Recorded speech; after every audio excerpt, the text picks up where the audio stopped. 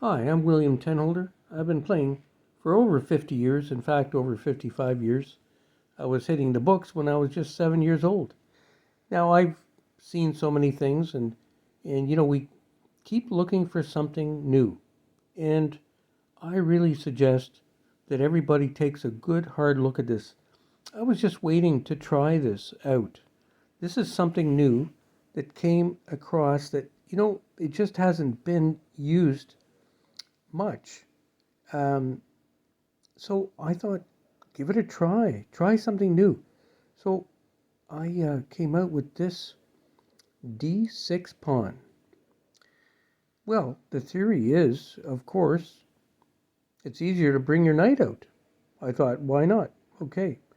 So they bring their knight out, and there you go. They can't really attack my knight. It's not the French, it's the D6 pawn opening. It's new to me, anyway. After many years, I never would have thought of opening with D6. Well, here we go. Let's bring it along quickly here. And so this is the way I decided to play the game is, just passively.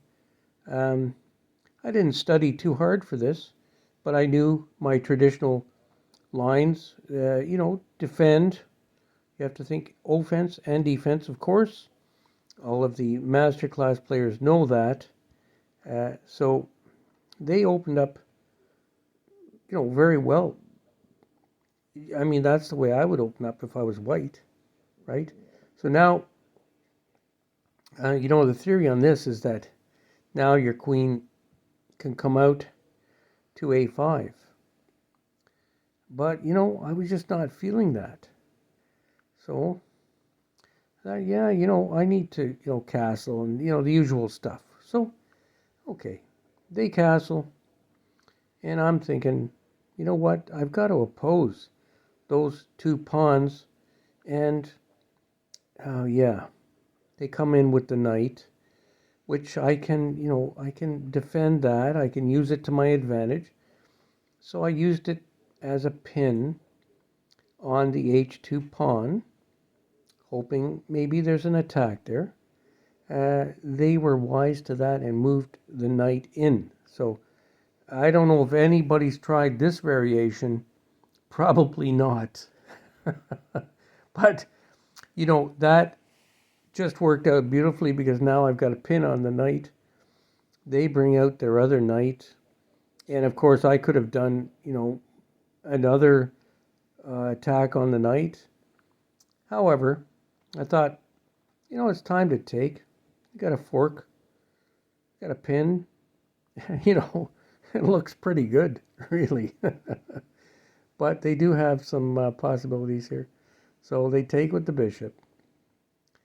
And this is just, I don't know if anybody's ever done this line before. It's just wild. It's a wild game. Uh, X-ray attack on the king. Yeah, I've never been through this line before. This is quite wild.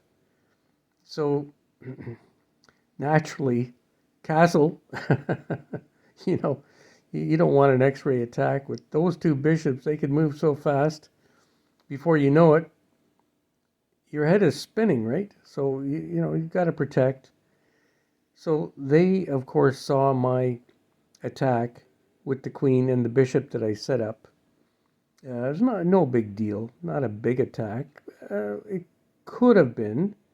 They had to make the right move, and that was a good move.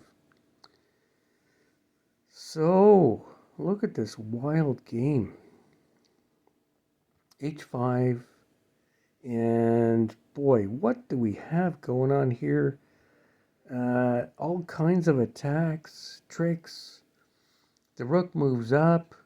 Now there's a possible attack on the rook and queen. Wow, it's just wild. And so I made, a great move here. I think this is really, really a superb move in the situation. So, bishop has to come out and defend. Otherwise, I'm crushing the king side, right? I mean, it's just a crush. So that's a good move. I take the bishop. Pawn takes. Pretty much that's the only move, right? So now that opens up that G file. And I'm just, right, like any of us, I'm just licking my lips going, I smell a victory here. Yeah, so queen comes in. Perfect. Yeah, the white queen has to come out and defend. Otherwise, it's game over. So, yeah, I don't think anybody's played this line before. This is wild. And you know what? I think they had kind of a winning combination here that they missed. Because that queen and bishop setup, bishop sacrifice, and the queen comes in. Yeah, it's pretty. But they chose to take the pawn because of the threats that I had. And so bishop takes rook. This is beautiful for me. This becomes an easy game now. Yeah, just take. They're defending and check. They're defending. So once they're defending, they're pretty much toast.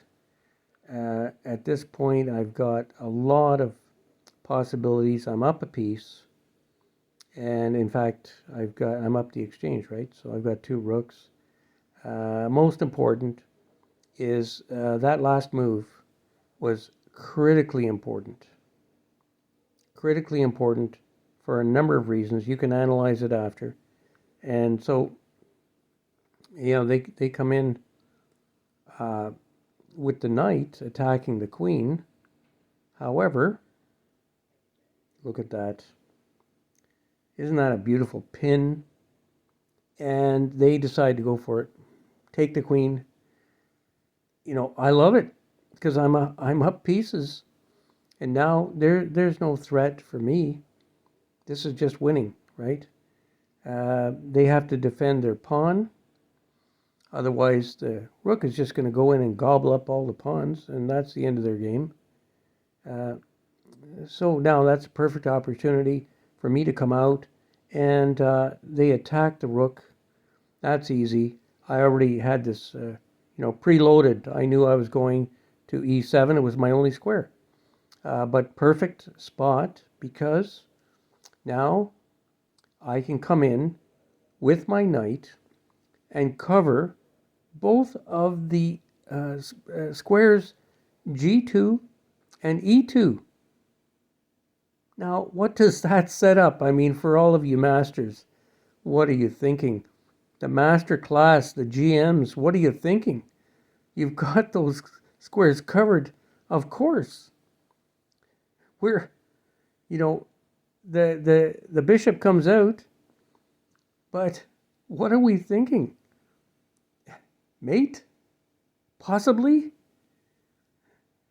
They had no defense after that. They're like, what could they do? Nothing. It's check, mate. Well, that's the way you play a wild and wacky game. First time I tried that, and look at that. C6 pawn. It's still on the same spot. Just watching all the action unfold. What a wild and crazy game. I hope you really enjoyed this. I certainly did. And for all the masters and GMs, I hope you enjoyed this as well. Have a good night.